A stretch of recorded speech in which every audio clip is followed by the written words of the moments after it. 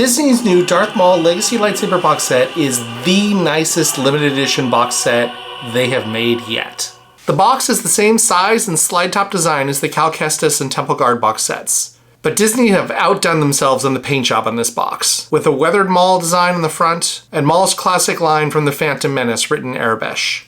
At last we will reveal ourselves to the Jedi. At last we will have revenge. But the magic happens when you slide open that lid. The music box playing Duel of the Fates brings me back to that movie theater in 1999 when Maul lit up that second lightsaber for the first time. Between that and the border lighting up red and pulsating slowly to the music, it's just a treat for the senses. The set is limited to 7,000 copies worldwide. It retails for $400 and is available at Disneyland, Disney World, and ShopDisney.com. This is the third box set that has reissued previously released Hilts in a limited edition collector's box. With the Temple Guard, Ahsoka, and Asajj Ventress sets, the Hilts had been discontinued for a while before the box set came out, and were going for about $1,000 for a pair on the used market. So the added inventory of a $400 box set brought the aftermarket price of those previous releases back down to a reasonable level. With Darth Maul, however, the single hilt Grey Crate version is still being sold, even after the release of the box set. It was part of the original Legacy Lightsaber lineup when Galaxy's Edge opened in 2019, and has never been discontinued. And they just released a bundle version. The hilts themselves appear to be almost identical to the Grey Crate version. I don't have one of the old ones to compare on camera, but according to the photos shared on the Galaxy's Edge Discord, the box set version appears to have a slightly shinier chrome-like finish, but are otherwise the same. You can remove the blade caps to keep the dust out when you don't have the blades in, and the overall design is fantastic. It has all the design elements you would expect to see in a Maul saber. The shiny red greeblies here, little silver ones, the stripes, everything you've got looks fantastic. Even the pommels have a great design on the inside of them, although they do have the legalese printed on the outside of the pommel, which is slightly less annoying for these since most of the time you're probably going to have it in staff.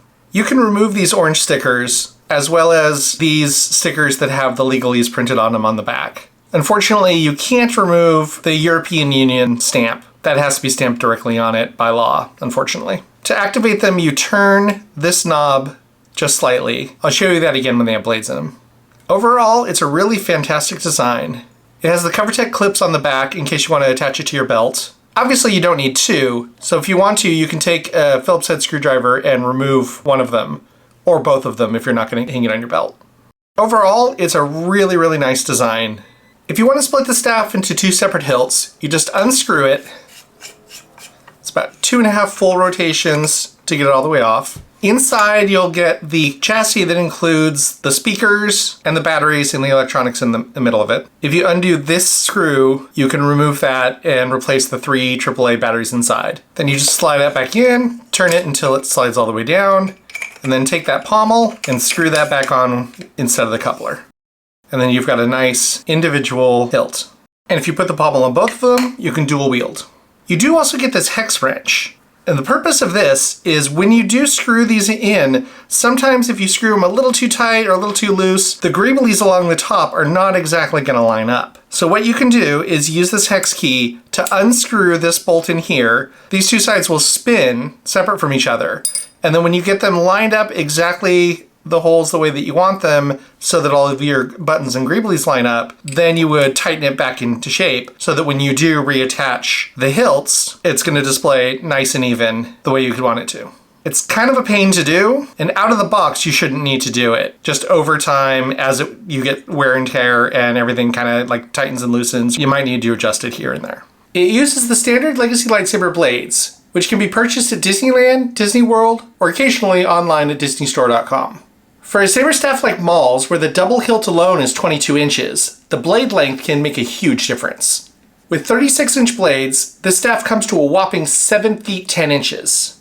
With the 31-inch blades that come with a bundle, it's slightly better at 7 feet. And even with the shortest 26-inch Legacy blades, it's still a hefty 6 foot 2 inches. They do also sell a Toy FX version of Maul Saber, which has a 5 foot 9 length and red day blades, and can be a much better option for cosplay. With the Metal Legacy version, it's actually these little red knobs here that you just barely turn to turn it on, which makes it fairly easy to accidentally bump them and turn it back off. So that's one reason not to use the metal ones for spinning.